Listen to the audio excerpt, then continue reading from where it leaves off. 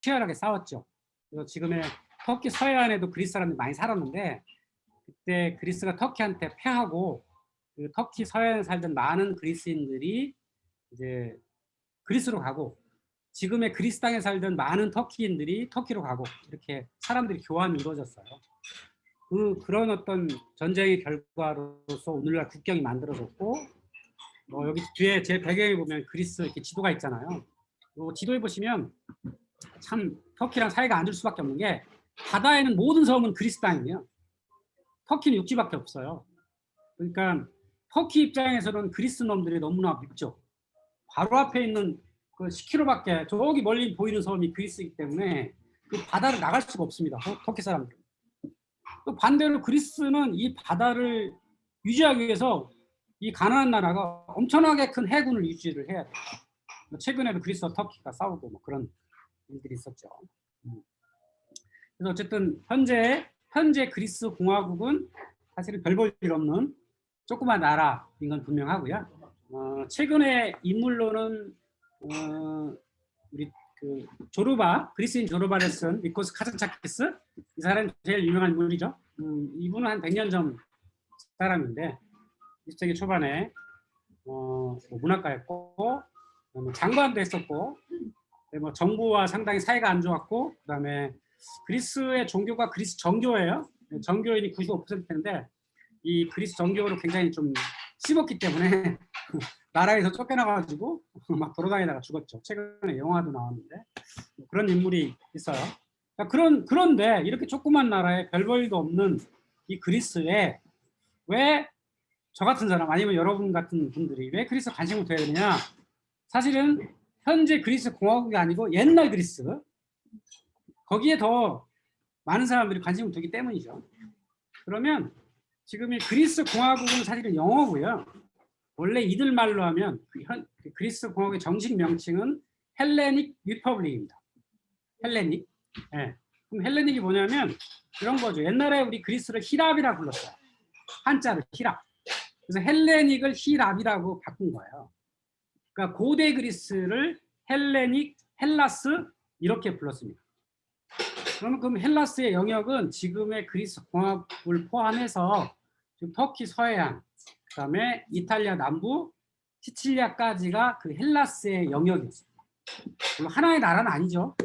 근데 문화권이었다는 거죠. 그 문화권에서 탄생한 신화, 그다음에 종교, 역사, 문화가 유럽 사람들의 어떤 역사, 문화와 종교의 원천이었기 때문에 그 유럽인들이 18세기, 19세기에 그들의 문화의 근본을 그리스로 삼아서 계속 발굴해가지고 그걸 책으로 남기고 역사로 남기고 신화를 많이 발굴해 책으로 쓰고 했기 때문에 우리가 이제 그리스에 관심을 두게 된 거고 오늘날에도 유럽인들이 가장 사랑하는 데가 어디냐라고 하면 이제 그리스라고 할 수 있죠. 특히 독일 사람들이 그리스 되게 좋아해요. 여름에는 그리스 사람들 많이 휴양을 가죠. 네, 저는 우리 오늘 셰프 저는 이제 조르바전이라고 불러요. 조르바전께서 갔다 온 이 책을 보고 저도 좀 깜짝 놀랐어요. 저는 이 그리스를 2번 갔는데 이 책에 나온 음식을 거의 먹어본 적이 없어요. 우리 수블라키 정도? 수블라키 기로스 정도는 먹어봤는데 나머지는 먹은 게 없어요. 그러니까 우리 이 조르바전께서 보고자 하는 그 여행의 그 주제와 저희 안경환이 보는 주제가 완전히 달랐던 거죠. 그러니까 저는 완전히 그 역사 현장 내지는 신화의 신전 이런 이야기를 이제 찾아가려고 했었던 이제 차이점이 있는 거예요. 그래서 뭐 우리 그리스를 여행하시는 많은 분들은 주로 이제 이런 역사와 신화 현장을 가지만 우리 조르바전께 갔다 오신 여행기도 상당히 좀 의미가 있을 것 같습니다.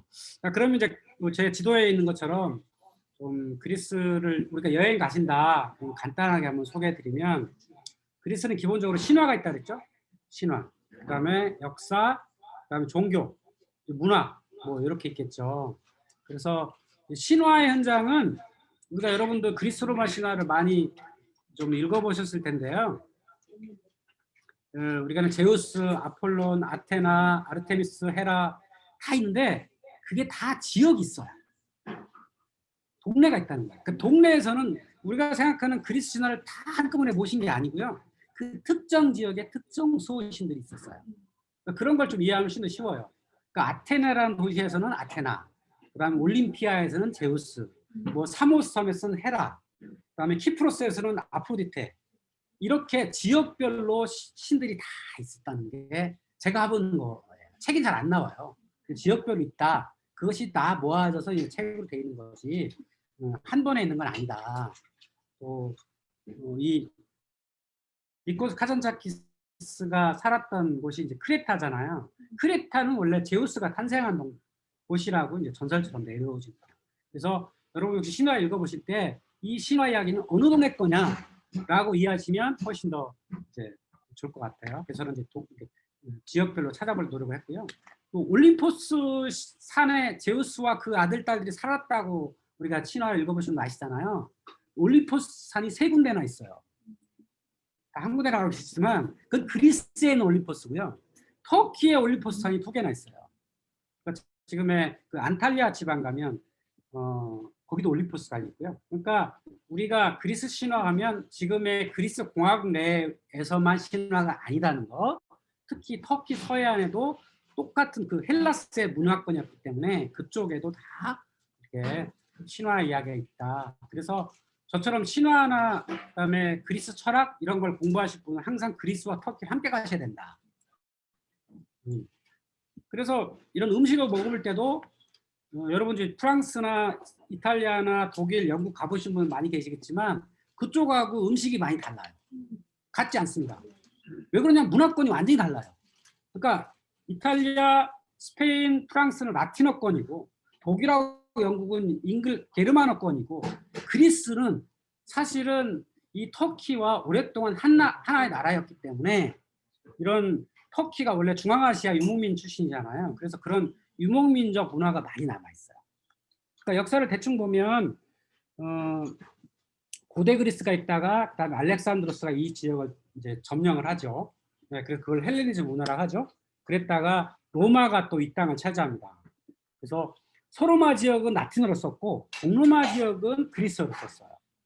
네, 그렇게 쭉 오다가 1453년이 되면 이 그리스가 있는 이 지역을 오스만 투르크가 점령을 하죠. 그러니까 그 오스만 투르크가 거의 500년간 이 지역을 점령을 해서 같은 문화권으로 사실 있기 때문에 엄밀하게 말하면 그리스인과 터키는 얼굴색이 똑같습니다. 예. 그러니까 혈통으로 절대 구분이 되질 않습니다. 실제로 가보시면 터키나 이탈리아랑 남자들 똑같아요. 음식도 똑같습니다. 이름만 달라요.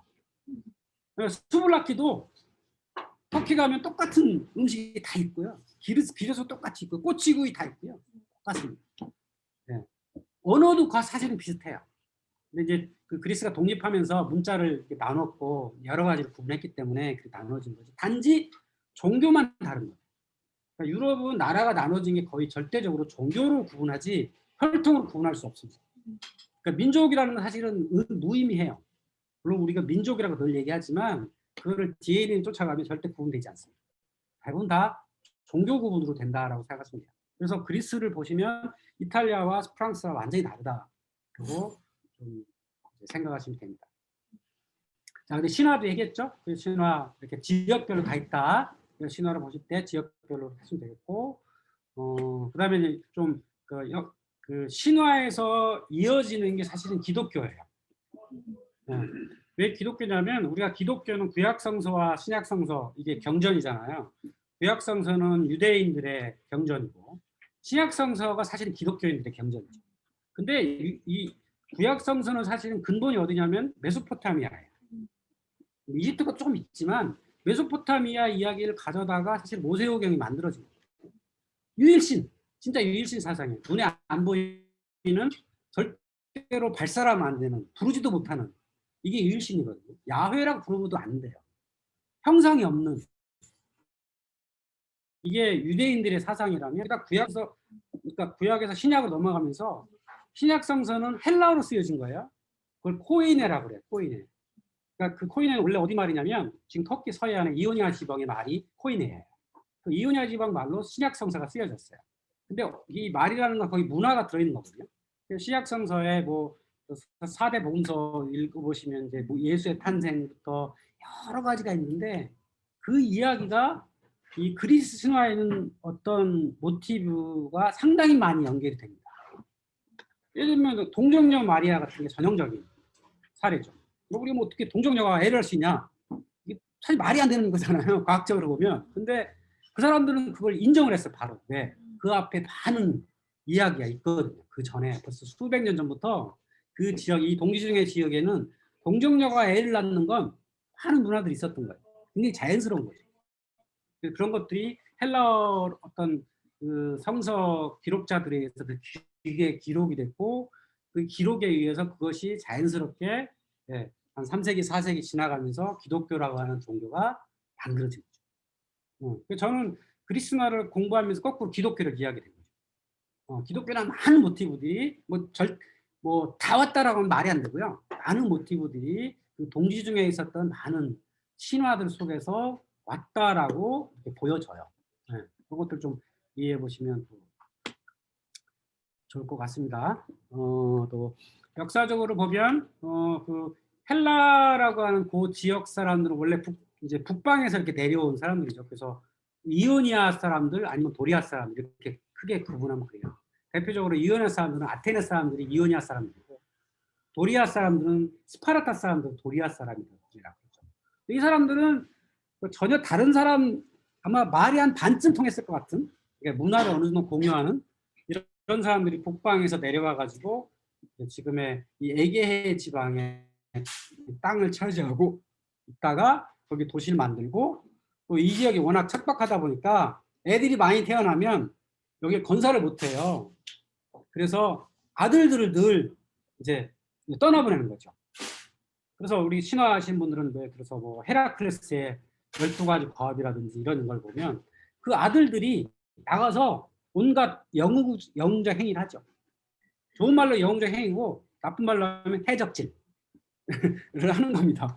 다른 데 가서 막 나쁜 놈들 해치우고 거기 신도시를 만들고 이런 것들 하죠. 그래서 시칠리아에 가보면 뭐 시라쿠사나 뭐 겔라나 많은 도시들이 있어요. 그것들이 다 지금의 에게 지방에 살던 이오니아인 도리아인들이 가서 개척한 신도시 뭐 이런 것들이 있었던 거죠. 그래서 그 사람들이 쭉 있다가 특히 오히려 발달된 곳이 오히려 터키 서해안이었어요. 우리가 서양 철학의 아버지 누구라 그러죠? 서양 철학 아버지. 테스형. 네? 아 테스 형. 아 테스 형은 사실 이렇게 정리한 사람이고 사실은 서양 철학 아버지는 탈레스라는 사람이에요. 탈레스는 어디 사람이냐면 밀레토스 사람이에요. 네, 터키 서해안의 밀레토스. 사실 여기가 더 선진 지역이었다는 거예요. 왜? 지도를 보시면 얘가 이집트랑 더 가까워. 당시에 가장 선진국은 이집트였어. 그러니까 이집트에서 많은 걸 배웠죠.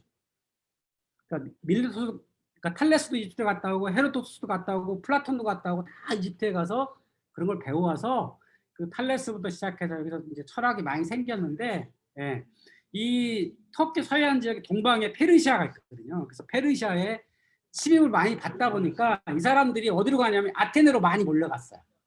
그래서 아테네가 강성해지고 그 아테네가 또 페르시아 싸워가지고 이기고 그래서 페르시아 이긴 게 기원전 480년인데 그 480년부터 430년까지 50년 동안 엄청나게 전성기를 누리죠.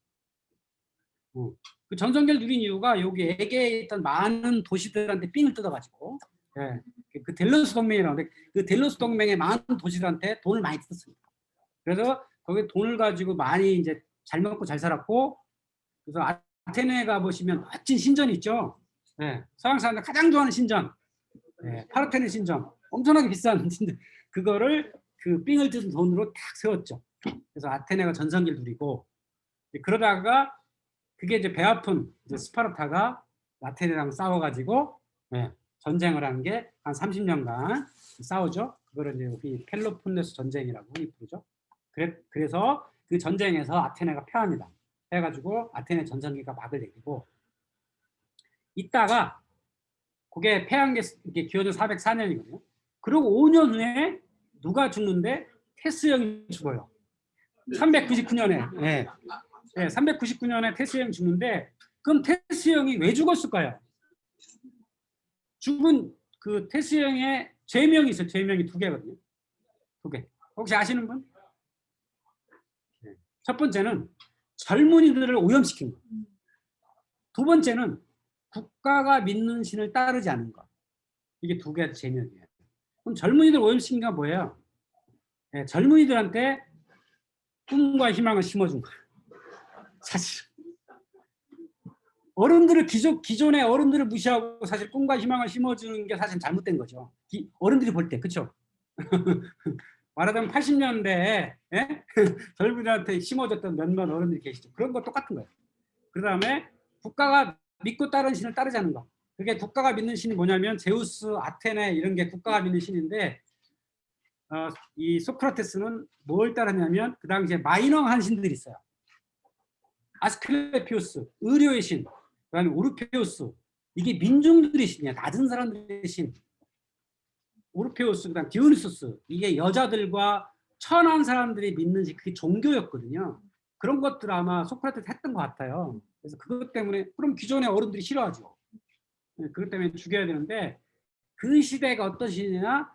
아테네가 40년간의 전성기를 누렸다가 스파르타한테 패하고 나라에 아무런 비전이 없을 때 그때 이 테스라는 노인네가 괜히 가만히 잘 지내야지 왜 젊은이들 선동하고 다녀. 그러니까 이제 사형선고를 내리게 된 거죠. 그렇죠. 그래서 그 테스의 소크라테스 제자가 누구죠?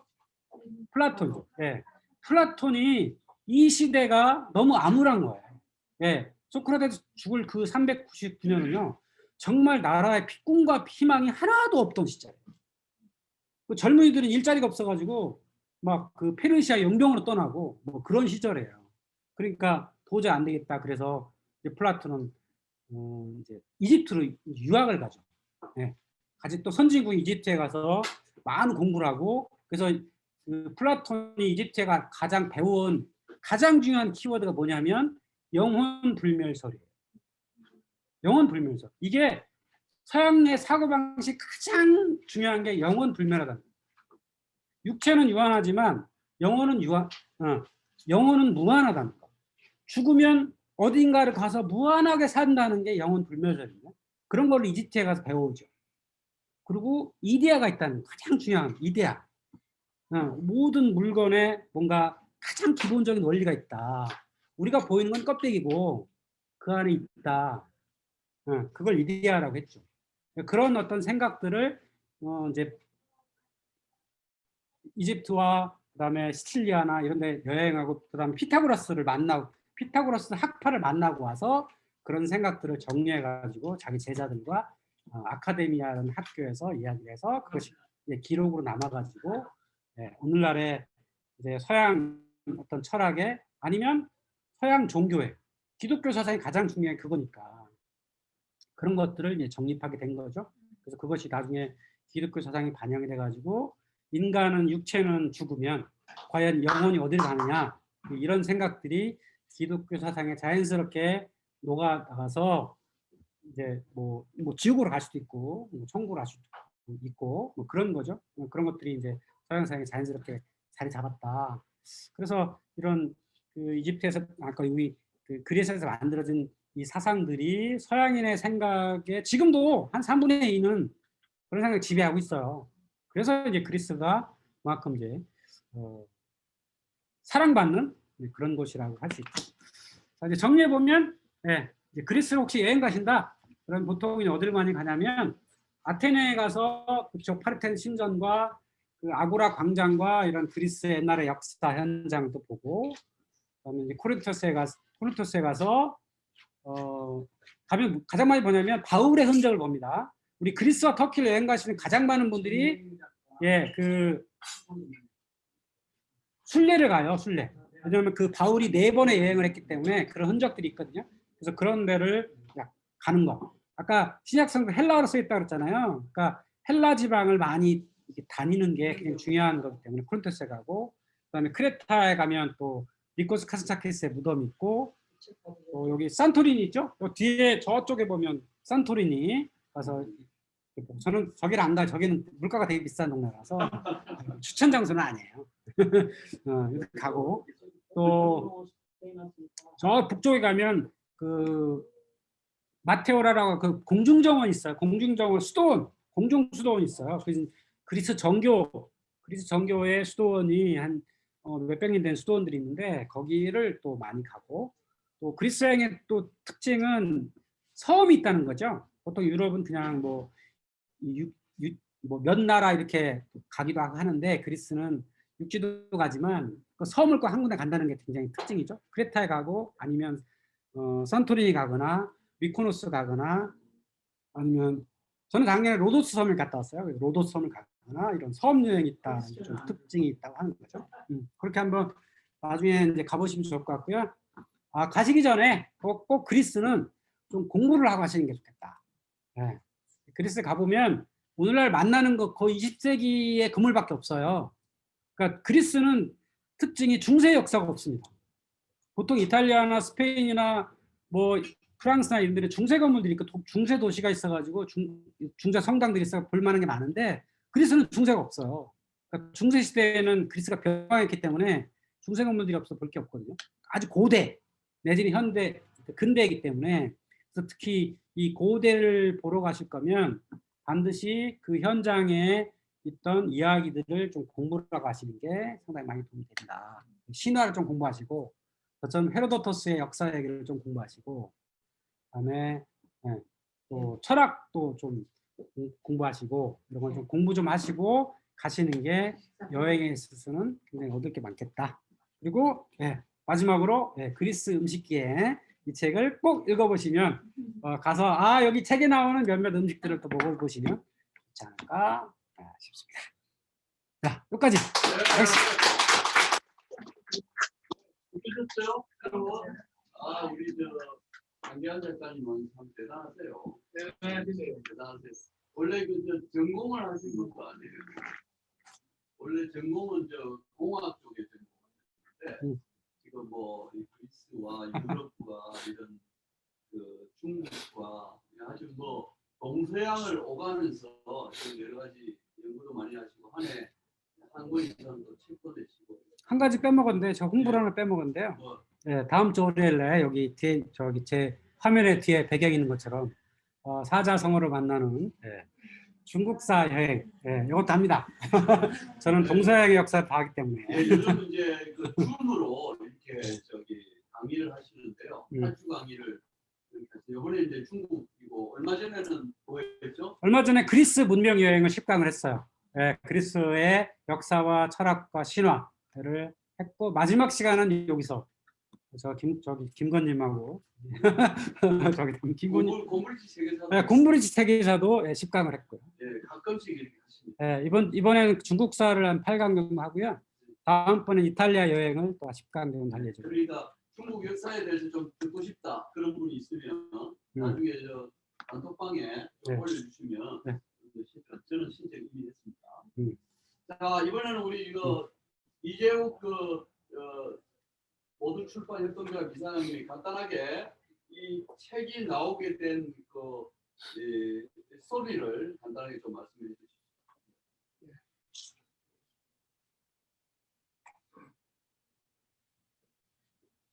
우리 전경무 작가님은 대단히 독특한 분이에요.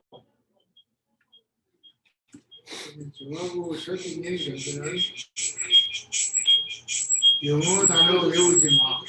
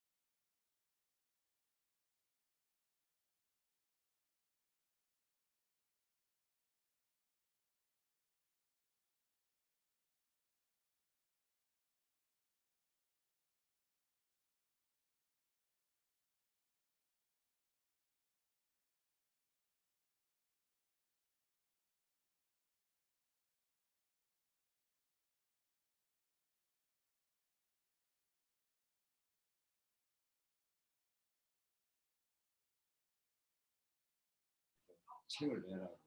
뭐 오래되셨어요. 몇 년 되셨고 저 까똑도 안 했고.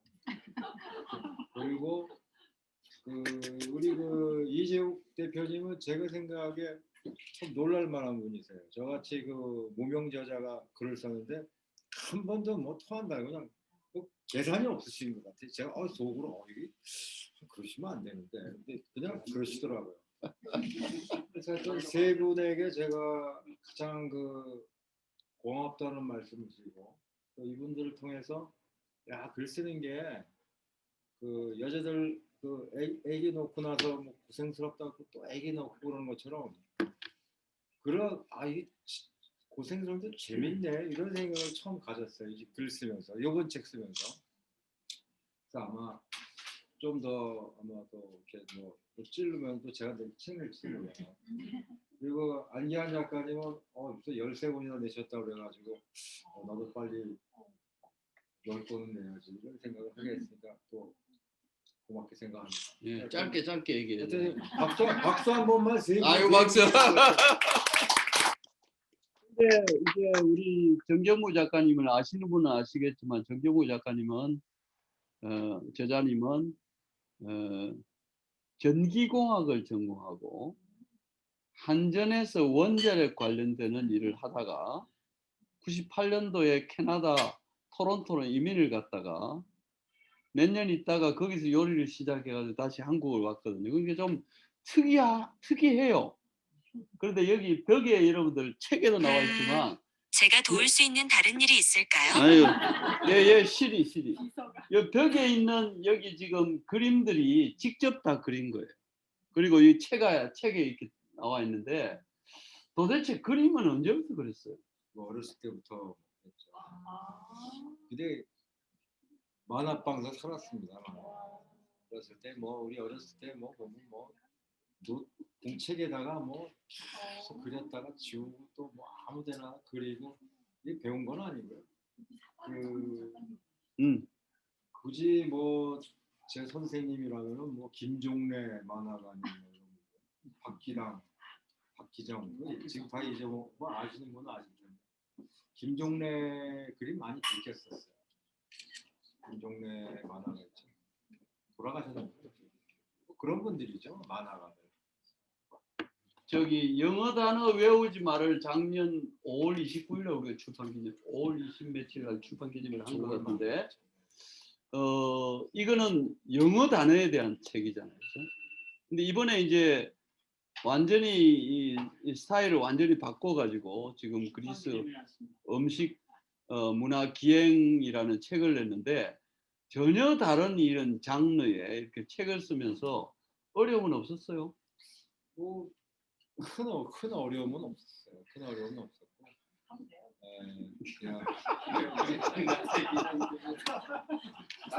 근데 제가 볼 때는 어려움이 없었다고 하는 그게 뭐냐면 이거는 사실은 영어 단어 이것도 이 사파를 전부 본인이 직접 그린 거거든요. 스토리도 직접 담았어요. 근데 여기에 비하면 이번에 책은 MSG를 팍팍 집어넣은 것 같아. 그러니까 구라가 굉장히 늘었어요. 본인은 어떻게 생각하세요? 충성 실력입니다. 그런데 정말 어떻게 보면 굉장히 드라마틱한 삶을 사시기도 하지만 이번에 이제 책이 나오면서 보니까 정말 진면모가 나왔어요. 그래서 여기 지금 책의 내용도 이제 그런 내용이 나오는데 이 책이 요즘 책이 재밌는 책이 뭐냐면 술술 읽혀요. 술술. 저도 저기 하루 반 만에 그냥 띄었거든요. 이게 그냥 넘어가더라고. 그래서 참 재미있다 이런 생각이 들었는데 쉬워서 다음 책은 뭐 있을 거예요? 영감만 있죠. 다음 책이 아니라 다음 여행을 다음 책 다음 여행이 이제 두 가지가 이제 사방에서 나오셨는데 다음 책은 사실은 지금 전미사를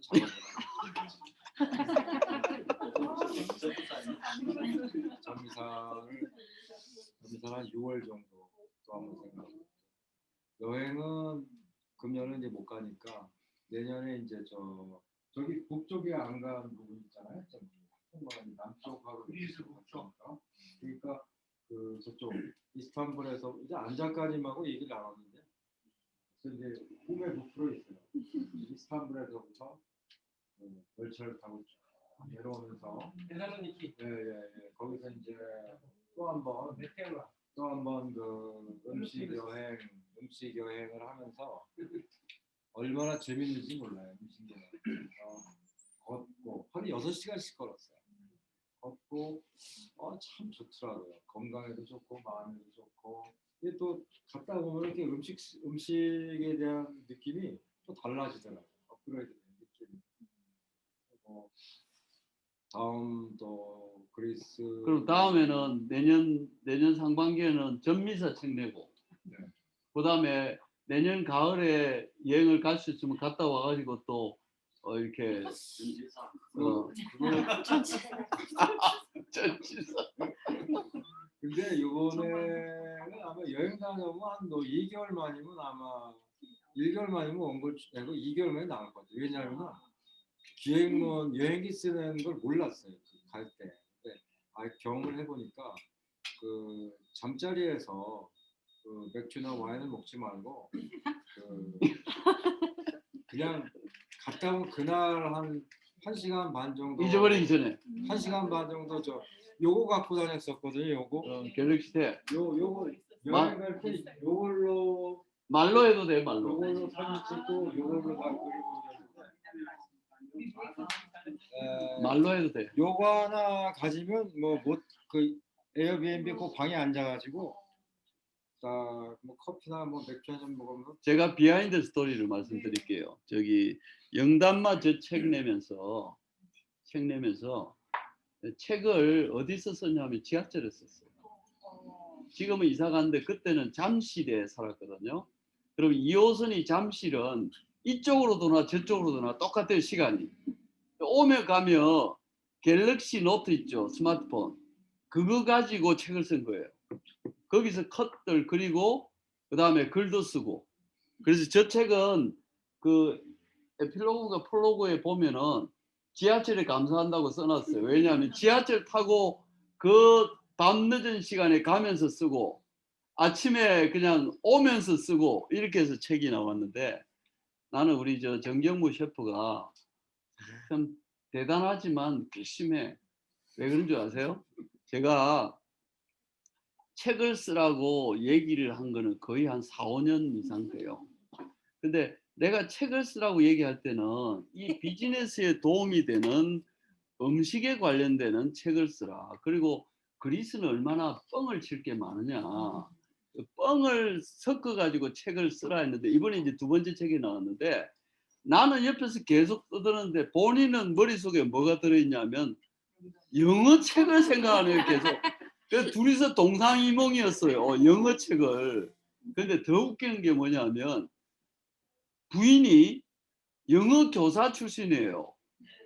근데 학교 잘 다니고 있는 사람을 괜히 데리고 캐나다 이민 가는 바람에 완전히 경단녀가 돼버린 거야. 그래가지고는 굉장히 그 와이프한테는 좀 미안하기도 하고 이랬는데 작년에 영단마 출판 기념회 하면서 상당히 많이 만회했죠.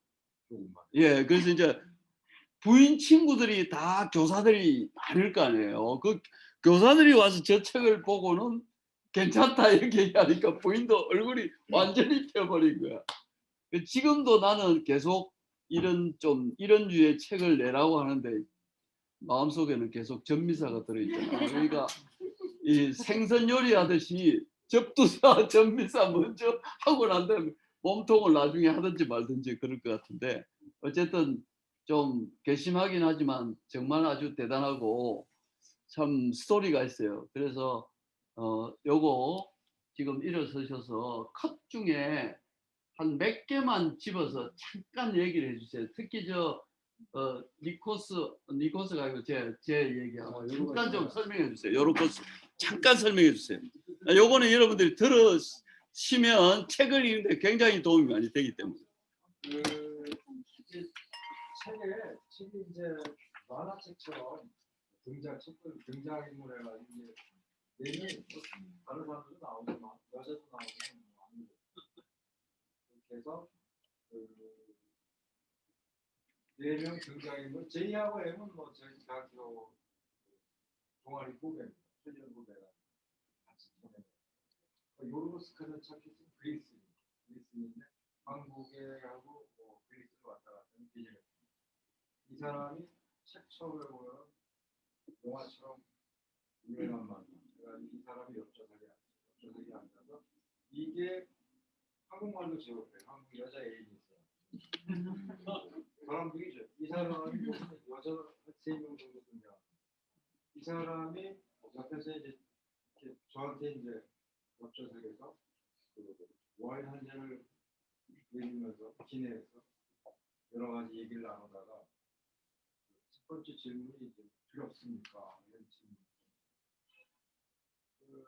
난데없이 그런 질문을 던졌고 저는 대답을 하지 못했고 거의가 없었어요.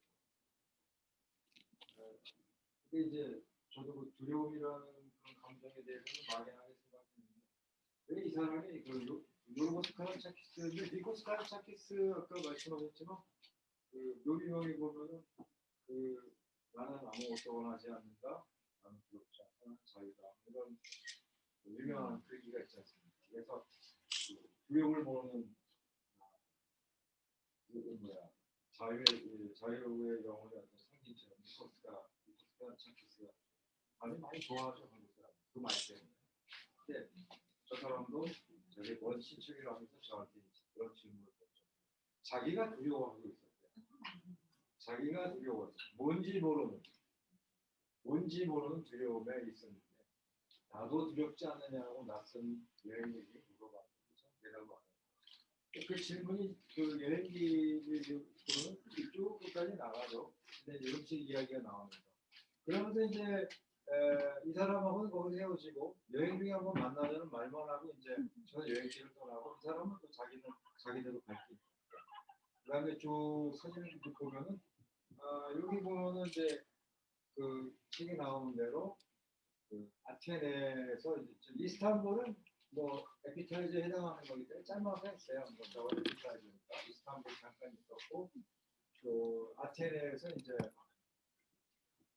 음식점 뭐 서장하고 뭐 있던 거 뭐 저기 저 맨 위에는 그 아테네 그 중앙시장이에요. 저작거리. 저는 안자카니마하고 틀리게 이런 그 막 사람 사는 막 비행이라는 이야기 이런 걸 주로 보려고 했고 막 보려고 했기 때문에 하천의 신전 사진 넣고 이런 고기 덩어리 이런 거 봤어요. 제가 이렇게 어려워서 그것도 잘 몰라요. 심한 역사 철학적 거. 여기 입고 나가시는 그 파테논 신전 옆에 언덕이 있는데 그 앞에서 이렇게 포즈를 취하고 있었어요. 사실은 가슴이 이렇게 많이 드러났고 더 드러났고 치마는 더 올라갔는데 그 뒷배경이 아테네인데 제가 이렇게 물끄러미 이렇게 밖을 보니까 망사의 녀석들이 저 아테네를 찍는 척하면서 저 여자를 그러니까 만약에 이분이 상상이 미는데 이분을 찍고 싶은데 이렇게 찍으면 뭐라 그럴까봐 이렇게 근데 제가 한 뭐 20명 정도의 사내들이 그냥 이렇게 하는 걸 보면서 아이고 이놈들 뭐 이제 나옵니다가 그래도 거기 아크로폴리스가 위에죠. 그렇죠. 그래서 제가 저거는 양념으로 저는 저런 것만 보고 됩니다. 저 그런 그림이고 여기서 또 보면 이게 크레타 섬으로 넘어가는데 그 딴자 그림 크노스 궁전하면 거기 뭐 영국의 뭐 역사 파헤치고 나오고 이것이 그 문명의 기체에 나올 텐데 저는 크노스 궁전하고 가지고 한 30분 다녀서 보다 요것만 봤어요. 그 숲에서 두 남녀가 정말 뱀처럼 키스를 해야 돼. 아이고 이게 여기서만 키스한 게 아니라 나중에 정장에 나와서 그 이라클레온이라고 가는 버스에서 딱 보니까 이놈들이 저쪽 구석탱이에서 또 키스를 하고 있어요. 아마 입술이 벗었어요. 이런 장면들 이런 것만 봐요. 아, 이런 얘기 나오네. 버스인데.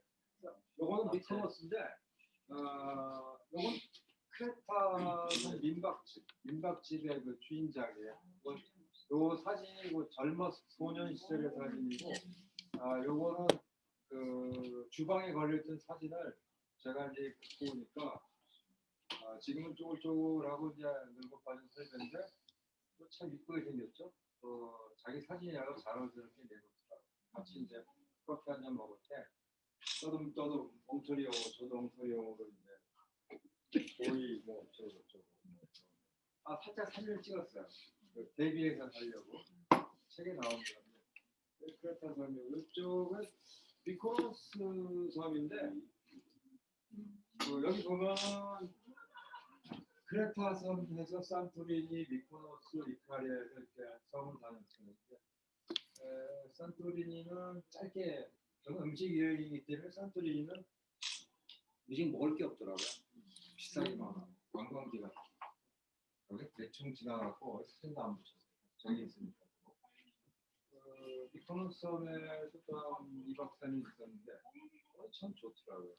근데 여기서 이제 여기 좀 관광지화는 됐어요. 근데 그런 뭐 노조촌도 있고 좀 많이 좀 개화됐더라고요. 그다음에 저쪽에 가면은 이게 이제 그거죠. 이탈리아 장수촌인데 이거 진짜 좋았어요. 진짜 좋았는데 진짜 얘는 가볼만한데 이탈리아 쪽은. 저쪽에 그 책 표지에 있는 저 사진이 있어. 용백으로는 중실도 있고 바닷가 있고 모래사장 있고 하단에 보면은 뭐 이런 화장실 그림 같은 남녀 표시도 있고 저 그림이 저 때가 아마 그 해변가인데 식당에서 이렇게 밥을 먹고 있었는데 두 남녀가 여기서 한 30m 정도 떨어진데 누워 있어요. 벌거벗고 누워 있어요. 그러다가 이제 저하고는 여자가 일어나 사랑을 나눴어요. 제가 보는 거. 저거는 이제 그때 분위기가 야하지도 않았어요. 사람이 하나도 없는 그 해변가에 사실 너무나 자연스러웠어요. 너무 이제 뻘거벗은 걸 봐도 그냥 뭐 물고기 본 것처럼. 저 모습도 책에는 뭐라고 표현할 수 없어가지고 파도가 이리 밀리고 저리 밀리고 구름만 뭐 미소 짓는다라고 했는데 구름이 너무 좀 음흉스럽게 느껴질 것 같아서 나중에 파란하게 구름만 선명하게 고쳤어요. 사실은 구름이 제일 적나라하게 바뀌었죠. 저는 3초만 보고 초만 못 보고 밥 먹었습니다. 그림을 뭐 적었냐 재밌었어요. 오랫동안 기억이 날 것 같아요. 나이 차가 참 많이 나는 남녀였는데 다음날 식당에서 또 보고 돈 뭐 여자는 저를 봤는데 남자는 저를 못 봤어요. 그다음에 넘어가서 이제 여기 다시 아테네로 돌아와서 아테네에서 이제 이제 저작거리죠. 뭐 프린토스 이렇게 유명한 장소도 있고 다음에 델피도 있고 델피 사진 하나 있는데 유명한 저는 슬쩍슬쩍 지나갔고 맨 마지막에 이제 저 요르고스가 저를 만나러 왔죠. 만나러 와서 또 애인하고 왔어요. 또 다른 여자죠. 하여튼 제가 아는 그 여자가 저 여자가 와서 이제 마지막 대화 떠나기 전날 마지막 대화를 저한테 이제 좀 물어봤어요. 저는 왜 두렵지 않냐고 물어봤는데 대답을 안 하냐고 저한테 이제 물어봤고 저는 그때 미소만 지었을 때 생각이 나서 저 사람한테 이제 고백을 했죠. 두렵다. 왜 두렵냐 하면은 니콜슨은 바라는 게 없고 그래서 두렵지 않고 그래서 자유롭다는데 바라는 게 있는 사람은 두렵죠. 이럴까 봐. 저는 근데 다 고백을 했어요. 다 풀어놨고 저도 속으로 좋아하고 미소를 지었어요. 아, 나같이 두려워하는 놈이 또 있구나. 책에는 그런 장면이 나오는데 잠깐 약간 짧게 설명드리려니까. 그래서 그 책이 앉으세요. 예, 책이 그냥 쏠쏠쏠 썼어요. 근데 하나 물어볼게요. 네네. 장수촌에 가니까 장수 음식이 있던가요? 장수 음식 특별한 장수 음식은 없고 그 뭐라고 그래요? 장수촌 가니까 어른들이. 그게 참 책 표지 뒤에 나옵니다. 그 이카리아 섬에 오면은 바쁘다고 하면은 죄가 된다. 차갑게 시계를 바닥에 던지라고. 그러니까 우리가 막 그냥 뭐 난리 난 것처럼 사는데 사실 최대의 장수를 시키는 좀 천천히 조급하게 하지 말고 좀 그렇게 하라는 게 이제 영감 노인네의 말씀이었어요. 사자 음식 사연. 자, 질문 한 2개만 받겠습니다. 질문. 무슨 질문이든 괜찮아요. 응. 레시피 책은 내실 생각이 없으세요? 레시피 책은 요리책 네. 좀 있다. 그것도 하려고 그러는데 전미사하고. 갑니다. 네. 갑니다. 네. 네. 대화는 영어로 나눴습니까? 뭐 영어로 나왔죠. 그리스는 안 되니까요. 근데 그리스 사람들이 대충 누구나 영어는 좀 해요. 되게 빌린가요? 관광지라고. 그러니까 아주 시골의 노인들 말고는 아테네 뭐 택시기사나 아테네 뭐 모르 식당이나 그다음 이카리아 섬에서의 이야기도 그 사람들이 떠듬떠듬 그 키워드만 툭툭 던져요. 저도 키워드만 던져요. 시점은 서로 아무처럼 그러니까 미국 사람하고 얘기하는 것도 훨씬 쉽고 영어로 서로 외우거니까. 그 사람은 쉬운 말로 하고 그리스가 관광 산업이 20%가 넘어요. 그래서 외국인들이 워낙 많이 오고 영어를 대부분 조금 유명한 데는 다들 다 네. 저기 누드 해변 가셨을 때 작년에 그 일행 세 분이 다 입장하기 위해서 다 올라간 벗어야 되는데 그걸 모르고 그냥 옷 입고 배낭 메고 첨벙첨벙 거길 들어갔으니 나중에 그 사람들은 미안하더라고.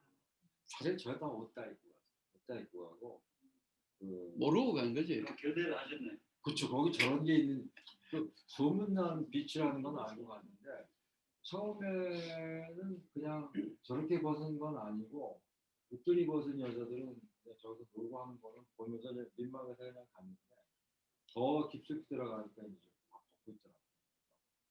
근데 어떻게 저희도 거기서 뭐 벗긴 좀 그렇고 언론보다 사진은 안 찍고 안 찍어. 그래서 스케치로 하셨죠. 네. 멀리서 이제 쭉쭉쭉 그냥 자, 좋습니다. 나머지는 여러분들 이제 책을 읽으시면서 그렇게 하시고 오늘 오신 분들은 여기 책을 제가 아까 20권 내놨는데요. 이미 사신 분들은 사인 받으시고 또 안 사신 분들은 한 권씩 사시고 그 다음에 이미 사신 분들도 선물용으로 하나 더 사시고 그래서 지금부터 우리 오너 셰프가 여기 사인회를 하겠습니다. 거기 가서 앉으세요. 앉아서 책 사신 분은 여기 가서 사인 받으시고 예, 오늘 이제 정리를 하겠는데요. 정사는 이렇게 하겠습니다. 제가 이제 말씀드렸지만 오늘 여기 이제 15,000원 식대는 저한테 보내시고 그다음 책값은 캐시로는 여기 내시고 아니면은 그 오너 셰프한테 직접 보내시고 네, 그렇게 하시면 되겠습니다. 네. 나머지 시간은 지금 와인 더 있으니까 와인 더 드시면서 오너 셰프하고 여기 오너 셰프 저 사인 받으시고 사진도 좀 찍으시고 여기 좀 옆에서 네. 사진 좀 찍으시고 앉아서 네. 네. 자 오늘 뭐 공식 행사는 끝났습니다. 야 여러분